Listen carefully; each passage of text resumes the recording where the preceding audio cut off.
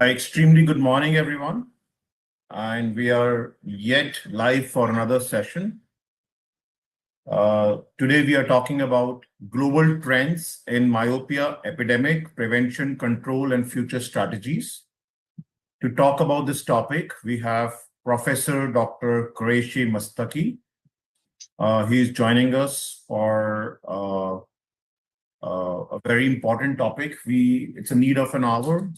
He's a renowned corneal and anterior segment surgeon in advanced training in Rochester and Boston, USA. He has received honorary FICS and a prestigious honorary FAICO award from All India Ophthalmology Society as for his lifetime contribution. He has been honored for 24 peer-reviewed significant publications, contribution chapters to more than a dozen ophthalmology books, and has conducted the National Ophthalmic Quiz for the last 25 years for international conferences. He is also the consultant ophthalmologist at Maskati Eye Clinic at Mumbai. Sir, over to you. Thank you, Saurabh. And as you correctly said, can I share my screen? Absolutely.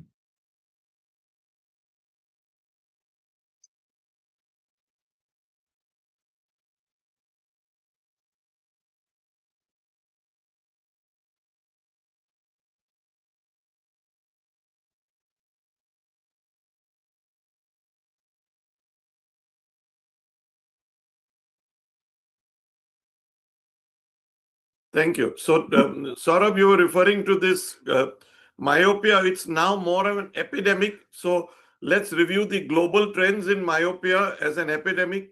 Can we do something to prevent this epidemic from looming further? Can we control myopia? And what should be our future strategies will be what I will try and cover in this span of time that I have. And I thank you for giving me this opportunity to share my views with the rest of the audience.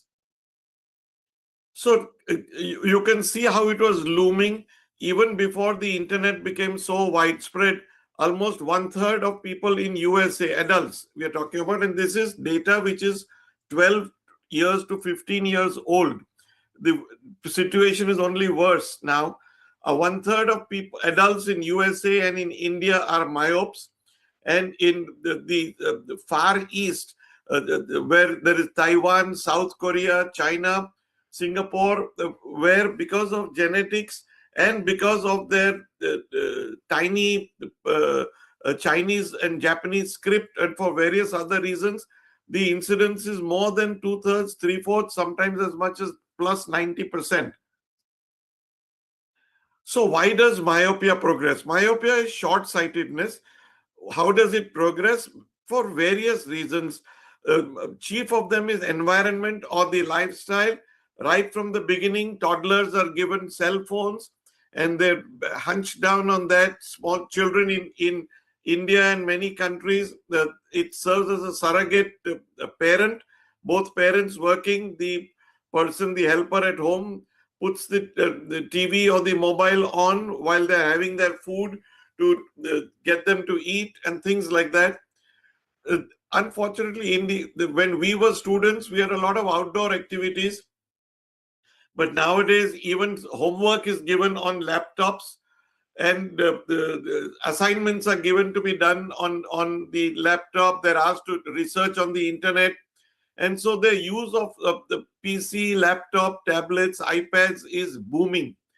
The number of hours of closed work is increasing. All these things contribute. The number of hours of outdoor activity is going down. They are less exposed to natural light, which can control myopia, and more exposed to indoor lighting. They have bad posture while they are sitting because no one has told them about posture and how to sit. The more you bend your neck downwards to see your mobile phone, the more you get a crick in the neck as you grow older, and the more chances of your myopia increasing. How close should the reading material be to this to your eyes? And a very neglected factor is food habits. healthy food rather than junk food does contribute to slowing down myopia progress. And of course, certain things which as of now we still can't do much about, and that is the genetic factors which are there. But the chief thing that we must understand is that in myopia, when you put a spectacle glass in front, we put biconcave glasses in front of the eye because the eyeball is too long. So normally in myopia, the rays of light focus very much away from the retina. When you put biconcave spectacles in front of them, the rays of light focus on the retina, but the peripheral rays of light focus behind the retina, the red line that you can see. So that is called a hyperopic defocus. That means those peripheral rays are not focused on the retina. You need all the rays to be inside the eye. What is called myopic defocus is desirable, but spectacles give you hyperopic defocus in the periphery. So the brain feels that I need to expand the eye more to catch the rays of light in the periphery, the red area.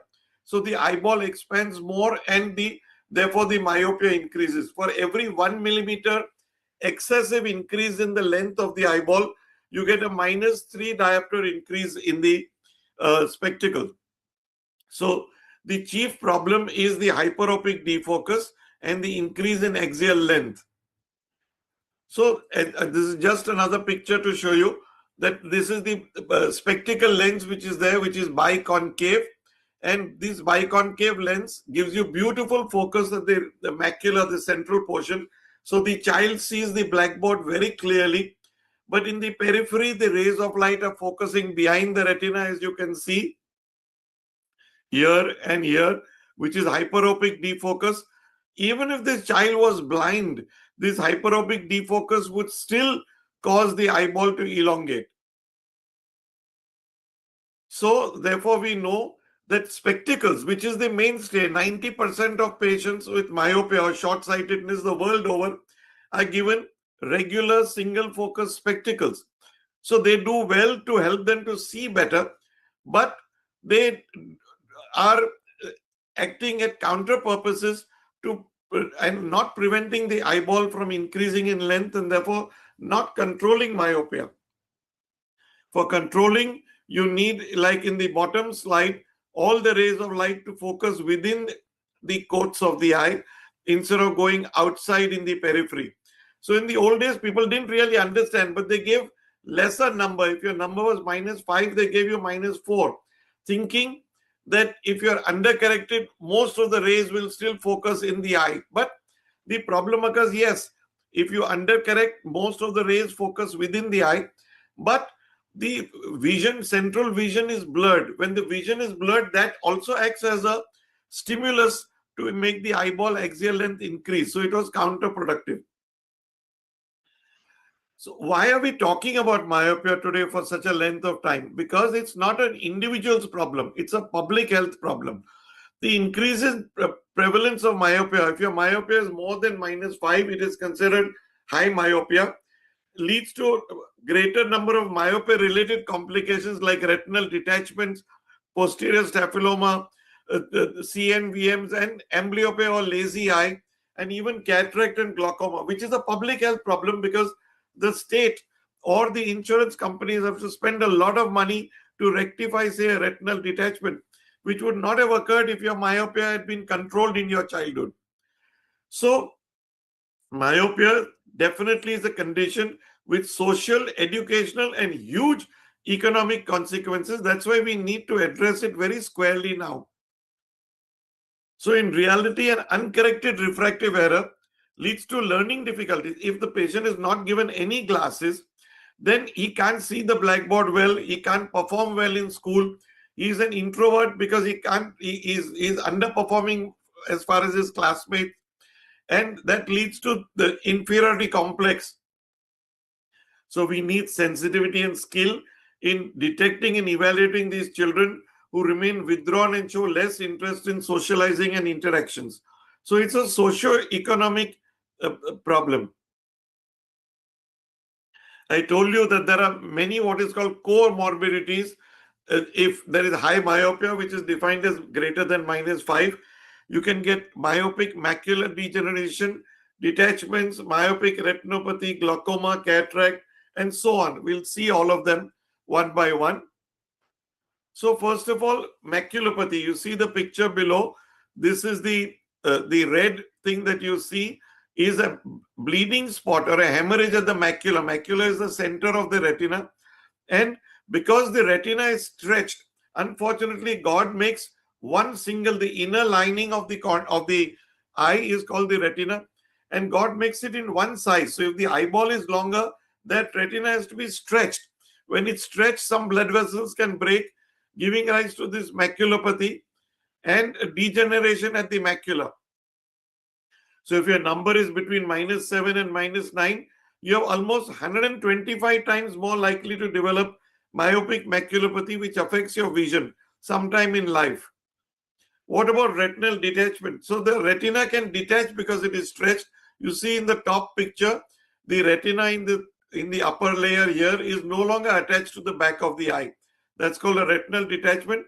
It hangs like a curtain. Here you can see it hanging like a curtain over the optic nerve or the optic disc. This is a retinal detachment. And if you're myopia of -15 and above, you're almost 100 times more likely to get a detachment than somebody who's not a myope. Then there is cataract, posterior subcapsular cataract, means a cataract at the back of the lens. Again, above -6, about 5.5 times more likely to develop this. So how do you reduce the prevalence of myopia? Based on the data from several Asian countries, overemphasis on academic performance and paucity of structured outdoor activity. We must encourage children to spend more time outdoors and less time on academic work, especially that involving gadgets. So that might help. And the powers that we should think of myopia prevention strategies and reassess our current educational systems. Let's go through these in specifics. So we know that greater time spent in near work affects myopia. A pioneering study by Rose et al. Way back 15 years ago said that for a 6-year-old, you should have ideally less than 1.5 hours a day on near work. Less than 1.5. Moderate is 1.5 to 2.5, and high is 2.5 hours per day. So no child should spend more than 2 hours or so in near work in a day, which includes school work and extra and after school work. Again, same Rose et al. In 2008 said the greater amount of outdoor activities, and these are peer-reviewed journal articles, the greater amount of outdoor activities halts the onset of myopia. So it prevents myopia from coming in if you can get the children to spend more time outdoors. And what is the ideal amount? Ideally, they should spend more than 2.5 hours outdoors in sunlight. It is not the same as spending time in a skating rink indoors. So low outdoor time is considered as less than 1.5 hours. So ideally 2 hours or more should be spent outdoors in outdoor activities. Because when there is close work environment, near work, hyperopic defocus becomes more. There are several theories of how sunlight helps. Perhaps there is higher amount of dopamine released. Perhaps the spectral distribution of natural light has something to do with it, because artificial light doesn't help. What do we know more also?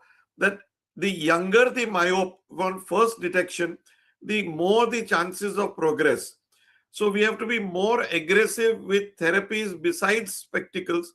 If you detect a child, say at 6 years of age or 7 years of age, as you can see in the first bar, if the child is detected at 7 years of age, the chances are, if you just give him spectacles, that every year his myopia will progress by almost 1. While a child who first develops myopia due to genetic problems at age of 16, as you can see in the last bar, the chances of it progressing it would progress only by about 0.1 diopters a year. So from 1 diopter to 0.1. So the younger the onset, the idea of this slide is to tell you that the younger you catch a child with myopia, the more aggressive you have to be in insisting on more outdoor work, less indoor work, and some of the other treatments that I will show you. So we came out with myself and my optometrist Chandrasekhar came out with a risk point system, just like we have risk factors for hypertension, which is like stress and other things. We have a risk point system where we put points on this. If the child is only wearing single vision glasses, we give him a -1. And if the child has one parent who's got myopia, we give him 1 point. If both parents are myopic, we give 2 points. If there is 2 generations of myopia, we add a point, and so on. If there's poor eating habits, we add a point. If the child is doing homework in poor light, we add a point, and so on. So then we came out with that.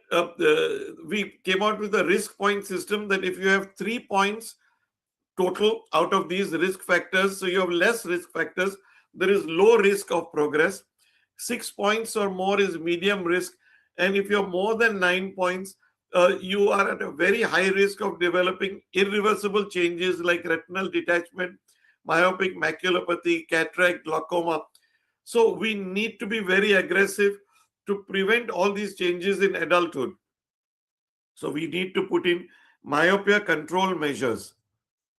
So, Brian Holden et al. In Australia came out with a beautiful picture, this slide that you can see, that if there are 2 myopes and we use myopia control measures, which I will talk on the next few slides, if we manage it well, he will progress to -3.5.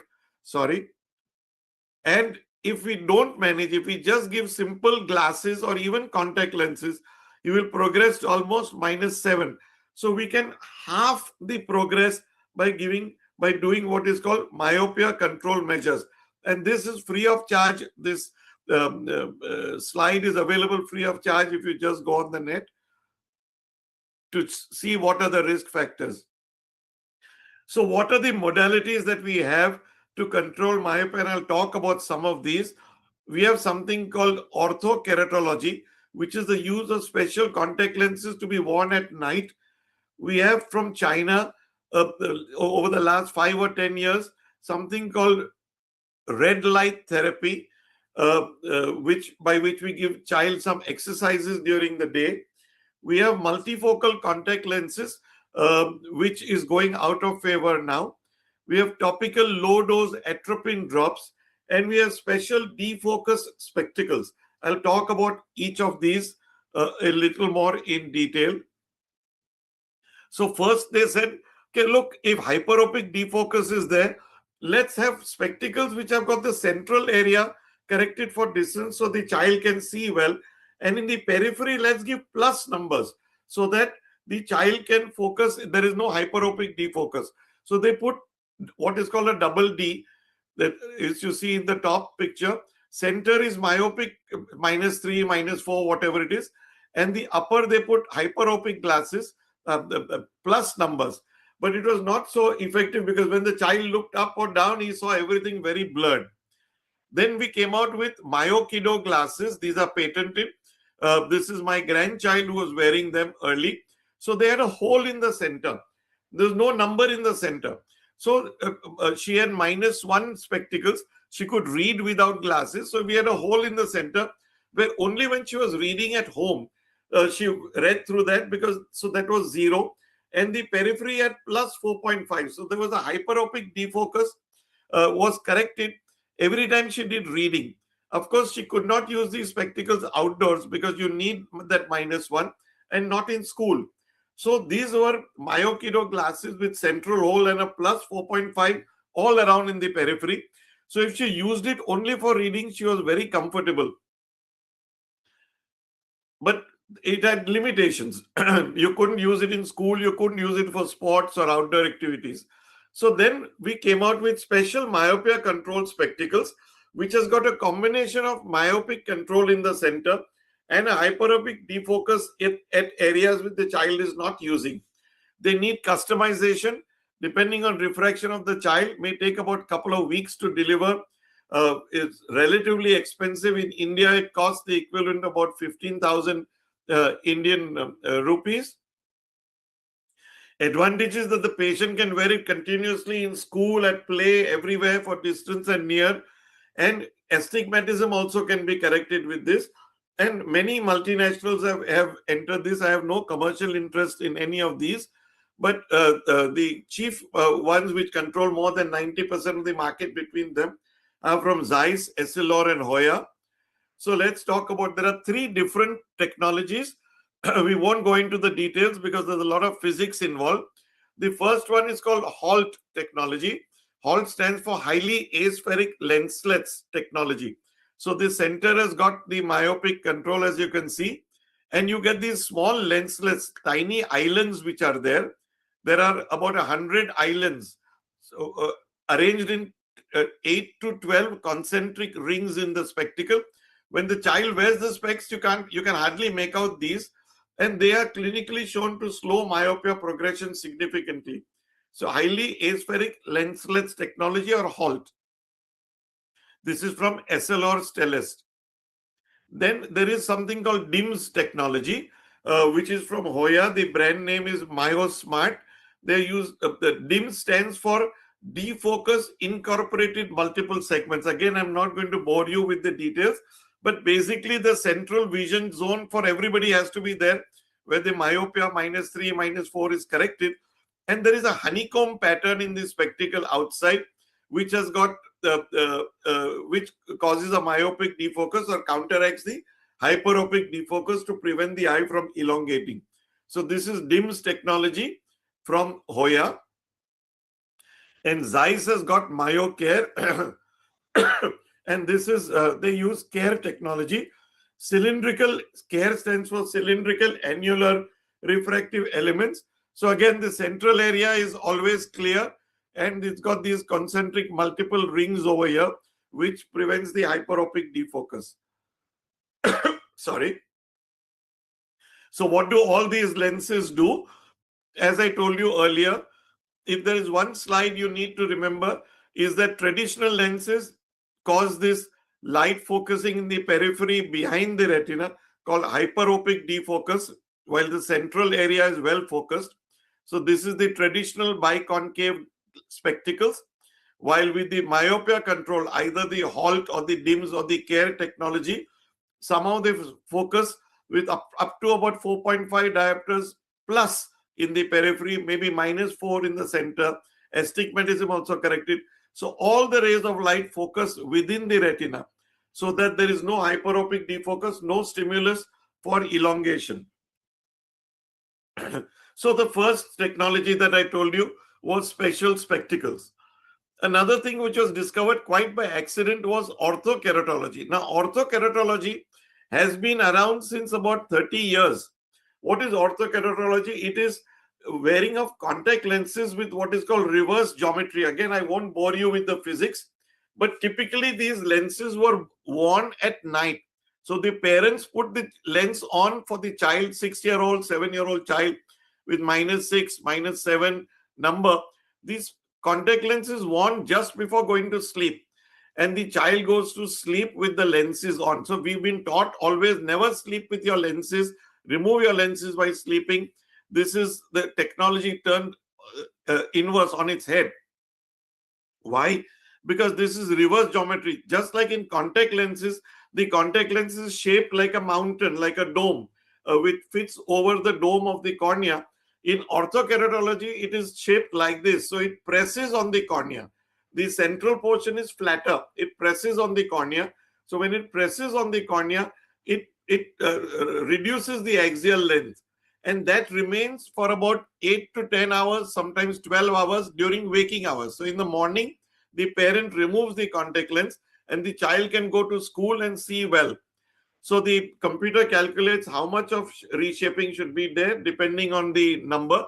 So ortho-K was used for children who didn't want to wear glasses or who could not wear glasses. They had some problems with the ears where the frames didn't fit, or they had some Down syndrome or something like that.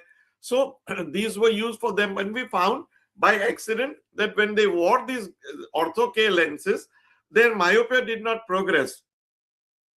So temporarily, we thought there was only temporary slowing axial eye length elongation, But now we find that the effect is quite permanent in about 45 to 50% of cases. So now orthokeratology is used in a big way. Again, orthokeratology lenses are expensive. I am speaking from India, where they are not made in India. We have to import them. But for those who can afford this and those whose parents can do this daily at night, putting it in and removing it in the morning, this is a good way. Almost 50-60% of children will have myopia progress controlled with ortho-K lenses. So we talked about special spectacles. We talked about ortho-K lenses. Let's talk about atropine, which is drops. So it's a very easy thing to do. You just have to put 1 drop at night in both the eyes for children. This again came out with people experimenting with the commercial available, which was 1% and 2% atropine. And they found when they put this in the eye, the progression dropped by 50%.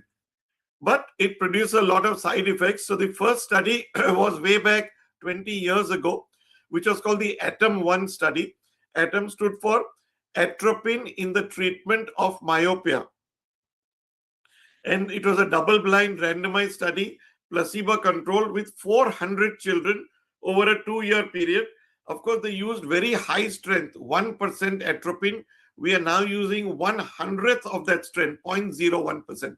But for this study, they used it for 2 years, 24 months, and they found that there was reduction in the progress of myopia by 77% compared with the untreated eyes. So you can imagine, see the result, 1.2 diopters was the progress of myopia in 2 years in the control group, where there was no atropine, compared to just a quarter diopter progress. So if the child had -3, it went to -3.25. As compared to if a child had -3 and did not use atropine, it went to 4. So, but you could not use 1% because of the side effects, the blurred vision, the loss of accommodation. So then they tried several other percentages. They found the higher the percentage, the more efficacious it was. But the side effects were more, so there was high dropout rate. So then they finally arrived at 0.05% or 0.1%. They tried this, and they used 20 children as a control group, and the study went on for almost 5 years. And again, they found that the increase was just 0.3% versus 0.86% in the control. So lower strength also works. And then after ATOM-1, there was ATOM-2, the atropine for the treatment of myopia study 2. And this was very conclusive. They used very low concentration of 0.01%. And they found that side effects were hardly any. And in 2 years, the mean progression was just 0.3 diopters as opposed, and about 0.5 diopters in the 0.01%. So they said half a diopter over 2 years is acceptable, and let's go for 0.01% as compared to the higher strengths. So this is the 5-year ATOM-2 study results, and we found that children who presented with myopia progression of more than 0.5 were then restarted on 0.01% atropine therapy after a washout period. And they found that there was lowest rebound effect with 0.01%. So for all these multiple reasons, 0.01% is the standard now chosen. 1 drop at night for, it can be continued up to the age of 16 to even 18 years. So let's go to the meta-analysis, and several studies put together. They found that the effects are much better in Asian eyes than in Caucasian children. So the American FDA was very slow in giving approval because they didn't find that great a result. But Huang et al. In 2016, with 30 clinical trials, meta-analysis of over 5,000 eyes, they found that 1%, 0.5% was slightly better as compared to 0.01%, but 0.01% was efficacious and had the least side effects. So which are the children who should be offered this treatment? All children over 5 years of age with a documented increase of at least half diopter of myopia in the past year. And after thorough discussion with the parents, always make sure that the parents are with you. If the parents are lazy or the parents go out at night for partying, they are not going to put the drops. There's no point in starting this treatment. And exclude children with anisometropia. Anisometropia is the difference in the number in the two eyes, or a high astigmatism, or children with syndromes like Down syndrome, mental retardations, children with myopia due to causes other than genetic, like retinopathy of prematurity children, or after you've done a cataract surgery. So those myopes are not going to improve with atropine. So we do a baseline axial length study and keratometry before we start the treatment. So to summarize about atropine, 0.01% atropine is fairly safe for children above 5 years of age, can use 0.05%. So if I find that I'm using 0.01%, but it's not controlling it the way I want, and the child cannot afford the special spectacles, I will try with 0.05%. Again, the side effects are very minimal, and it does tend to work in cases where 0.01% doesn't work. Luckily, 0.05% is also available in our country, India. So it should be continued for at least 1 to 2 years. Don't give it up. Many parents come to you after 3 months or 6 months. It's too early to assess. So continue for at least 1 to 2 years before you say that it's not working. If it's not working, move to 0.05% for another year and then check. And if it's still not working and the myopia is progressing, then you can stop the atropine. And if suppose at the age of 15 or 16, the number has not progressed for the last 1 or 2 years, then you can give a washout period. Stop the atropine for a year and see if there is again progress. You can continue, restart the atropine. Otherwise, you can keep it off. How long should you continue? I have been continuing it even up to 18 years of age, though the studies all stopped at the age of 16, but there is no harm in continuing up to the age of 18 as well. After that, most myopes stop progressing. Let's move on to another therapy. So we talked about special spectacles. We talked about ortho-K contact lenses. We talked about atropine, where we said 0.01% is ideal. This is an exciting study which comes mainly from China, which is RLRL, or repeated low-level red light treatment for myopia. So this is a machine. You can see this young girl looking into this machine. She is looking at a pattern which is seen inside. At the same time, red light of a particular wavelength is going into her eye and stimulating her retina and her choroid and preventing it from increasing the axial length. We'll go into details in the next few slides. So we know that prevention and treatment. So what did the Chinese do? They knew from Rose's study that spending extra time outdoors somehow helps. They said, forget outdoors. Let's have glass walls and ceilings for schools. Does it work? No. Then they said, suppose we increase the lux. So instead of, say, 10 lux of light in the room, lux is a unit of light measurement, you have 100 lux of artificial light, halogen lights or LED lights. Does it work? It doesn't work. And we can't all afford to have open air schools on beaches and things like that outdoors. So they said, if we can't put children in natural light, let us assume that it's the red light of a particular wavelength which is stimulating the eye to prevent it from increasing in size. So can we use part of sunlight, the red light only, and see whether that works? So Jiang et al. Proposed that if you use red light at a wavelength of 650 nanometers, they didn't just arrive at it by chance. They've been experimenting with various red lights for treating amblyopia or lazy eye, and that seemed to be working. They said, let's see if it works for lazy eye, whether it will work for myopia. So they took red light at a wavelength of 650 nanometers in a beautiful multicentric trial. They found that it was effective, safe, and highly acceptable to users. So what was the inclusion criteria? It was a single-masked parallel group study. Myopic children with moderate myopia, aged 8 to 13 years, so not too young, not too old. Spherical equivalent refraction, or SER, between -1 to -5, so moderate myopia, not high myopes. Not much of anisometropia. The difference between the two eyes less than 1.5. So if one eye had 3, the other eye had less than 4.5. And astigmatism or cylinder of less than 2.5. So not very cylindrical numbers. Children were assigned to single vision spectacles, as I told you about. Also, I have shortened it to SVS, single vision spectacles, or the only single vision spectacles, or single vision spectacles with red light.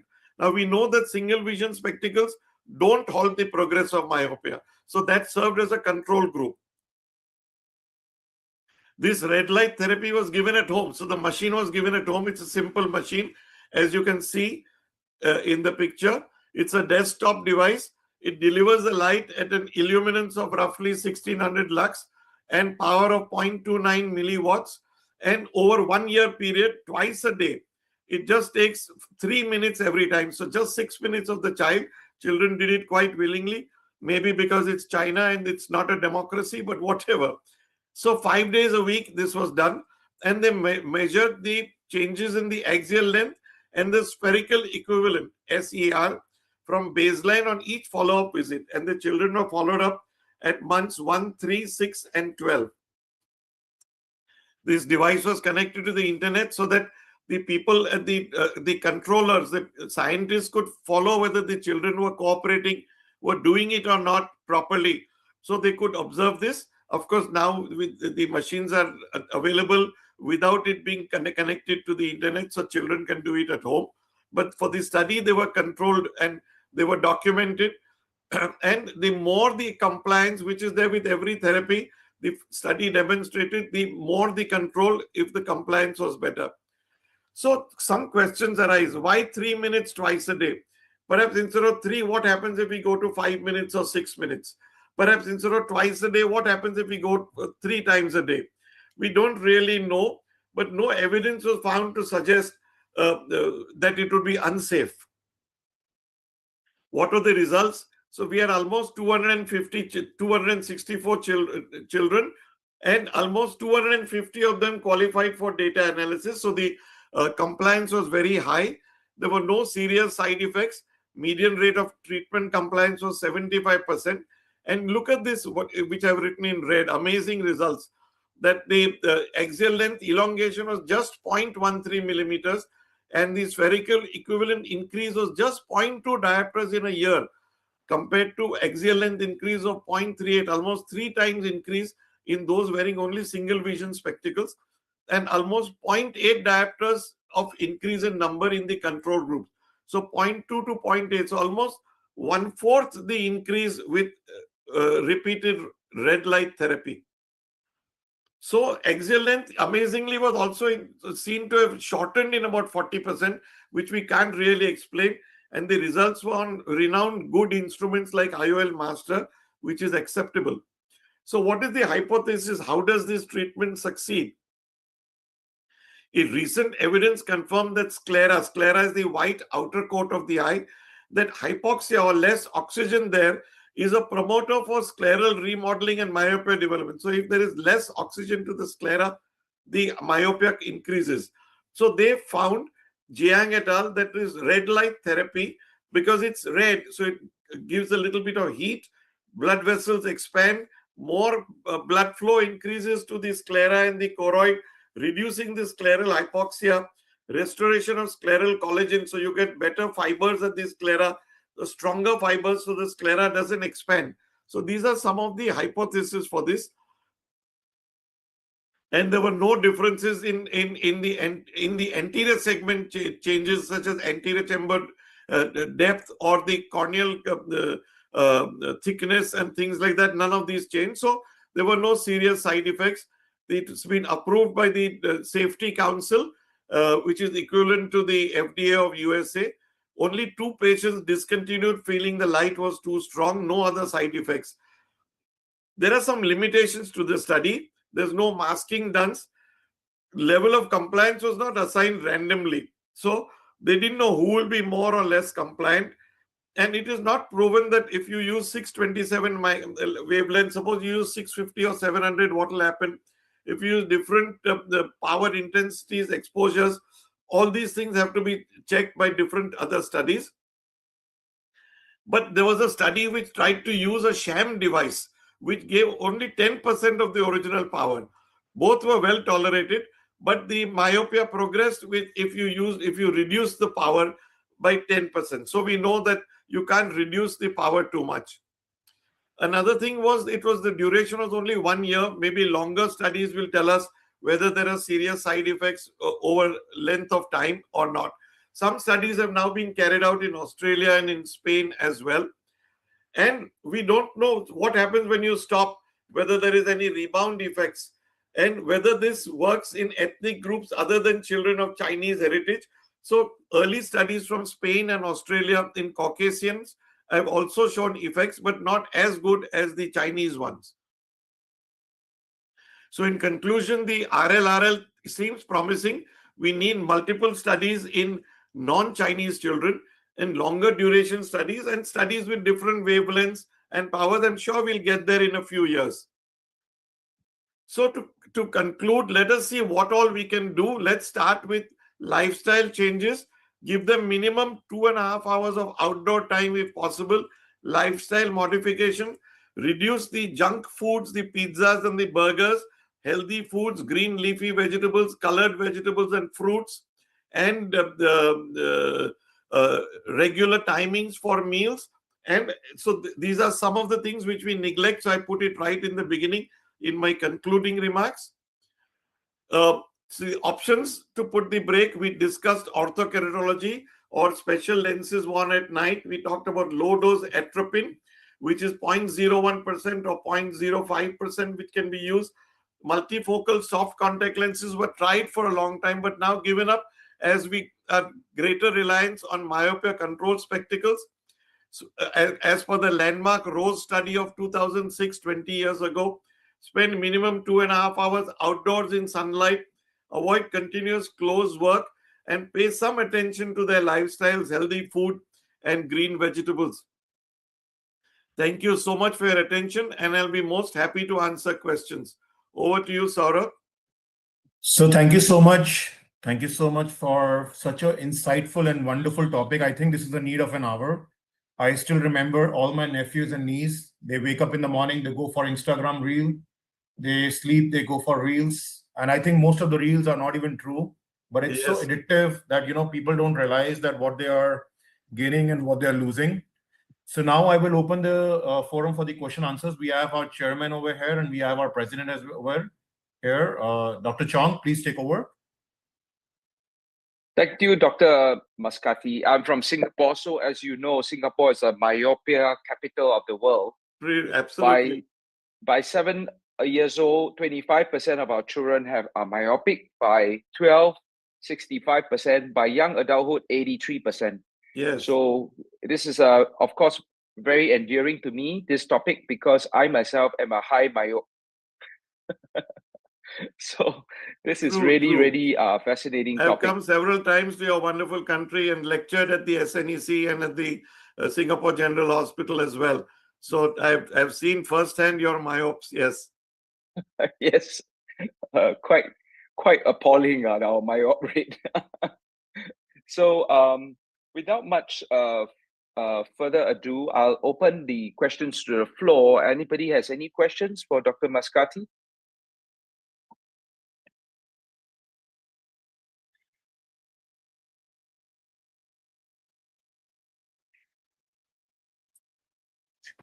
Sir, Dr. Maskati, yes. So one question I have, these anti-glare glasses people usually wear for looking at the screens, even as a corporate, we forget about the people, the phones and everything. Even for work, people are so dependent. They are more for commercial reasons. In the US, the American Academy of Ophthalmology keeps issuing caveats saying, please don't go for all these blue light prevention spectacles and anti-glare. It's not, the whole idea is don't be continuously on a screen. When you're on the screen for more than 30 minutes, take a break for about a minute where you close your eyes or look far away, the 20-20 rule. And blink more often when you're on the screen. And avoid gadgets at night. See, the thing is, if you want to fall asleep, something which I didn't mention in my talk is the importance of a healthy 7-hour sleep for everybody. So if you are looking at your gadgets, your mobile phones, you're doing a Sudoku puzzle, or you're looking at reels just before you go to sleep, it's not helping you to fall asleep. So there, if you have a blue light control, the melatonin is not blocked and you can sleep better. But instead of that, the better thing is for an hour before you sleep, simply switch off all gadgets. If you must watch something on TV. The larger the screen, the less the harmful effect. Thank you. Distance also. There's a question on the role of LASIK. That's probably after the fact, but any the comments, role of Dr. LASIK Maskati? is not for this whole talk was on prevention and control. LASIK, as Dr. Chong quite rightly said, is after the fact. If you're above 18 and your number has not progressed for a year, your eye surgeon will determine if your eye is suitable for LASIK. And yes, I am a strong proponent of LASIK. I've done it for my daughter as well. So it's a great thing, but that's much later, after the age of 18. Till then, if I can prevent you from going towards high myopia, so much the better. The other question of self-adjusting glasses. Now, these self-adjusting glasses are more in the underdeveloped areas where the optometrists can't reach or they can't afford glasses. So we have a liquid in the spectacle, and with knobs on the side, you can adjust those to see clearly. So if the number changes, you can adjust those knobs. More or less liquid goes into the. So these are inexpensive glasses which can last for long. But this is not for myopia control. This is just as a treatment. It's a single vision spectacle sort of thing. More in Africa and other countries that it's being given. And the question by Dr. Bharat Bhushan Agarwal, can you combine treatments? Yes, you can. My own granddaughter that I alluded to is on atropine, low dose atropine drops, and she's wearing the special glasses, the Stellest glasses. And just yesterday I saw her, and 1.5 years down the line, since she's been doing this, her number has not gone up at all. So her number went up when she was only on atropine. So I added the Stellest glasses. Again, no commercial or financial interest. It could be any of those.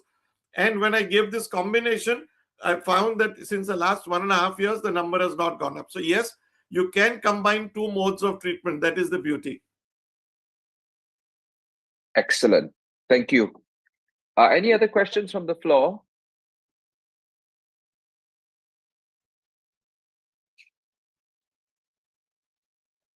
Well, Saurabh, are there any more questions?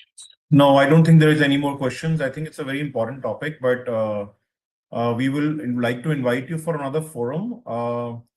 But I think we would like to have some take-home messages from you for our youth and younger generation. And yes, people so let me quickly summarize for those who came in a little late. Please spend more time outdoors. It is the sunlight which helps, not artificial light. So sunlight minimum 2 hours plus outdoors. Please spend as little time as possible on gadgets. Don't use gadgets for pleasure. Use it only for necessary schoolwork which has to be done. Do it, but don't use it for video games. Don't use it for reels. If you must use a gadget, the larger the gadget, the better it is. So TV is better than a laptop, which is better than an iPad, which is better than the phone. And sit appropriately as far away as possible. Don't bend your neck like this too much. Hold the gadget little at your eye level so that later on in life you don't have orthopedic problems. Eat well, sleep well, and have a large, good circle of friends to play with, and you will be halfway down even without the special glasses and the atropine which your doctors will give you. I think this take-home message of lifestyle can be given by everyone in this audience to their friends, relatives, patients, whatever. Thank you.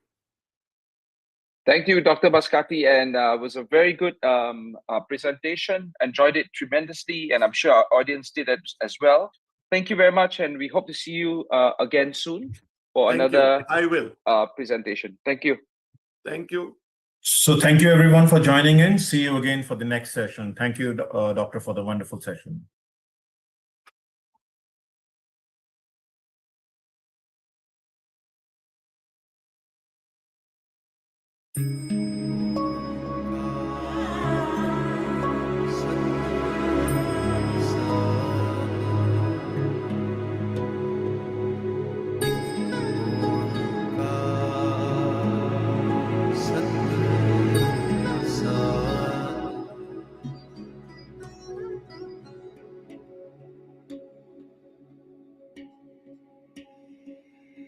ਇੱਕ ਓੰਕਾਰ ਸਤਿਗੁਰ ਪ੍ਰਸਾਦ। ਸਲੋਕ ਮਹਲਾ ਨਾਵਾਂ। ਗੁਣ ਗੋਬਿੰਦ ਗਾਇਓ ਨਹੀਂ, ਜਨਮ ਅਕਾਰਥ ਕੀਨ। ਕਹੋ ਨਾਨਕ ਹਰ ਭਜ ਮਨਾ, ਜਿਹ ਬਿਦ ਜਲ ਕੋ ਮੀਨ। ਵਿਖਿਆਨ ਸਿਉ ਕਾਹੇ ਰਚਿਓ, ਨਿਮਖ ਨ ਹੋਏ ਉਦਾਸ। ਕਹੋ ਨਾਨਕ ਭਜ ਹਰ ਮਨਾ, ਪਰ ਨ ਜਮ ਕੀ ਫਾਸ। ਡਰਨਾ ਹੋਇਓ ਹੀ ਗਇਓ, ਲਿਓ ਜਰਾ ਤਨ ਜੀਤ। ਕਹੋ ਨਾਨਕ ਭਜ ਹਰ ਮਨਾ, ਔਦ ਜਾਤ ਹੈ ਬੀਤ। ਬਿਰਧ भयो ਸੂਜੈ ਨਹੀਂ, ਕਾਲ ਪਹੁੰਚਿਓ ਆਨ। ਕਹੋ ਨਾਨਕ ਨਰ ਬਾਪਰੀ, ਕਿਉ ਨ ਭਜੈ ਭਗਵਾਨ। ਧਨ ਦਰਾ ਸੰਪਤ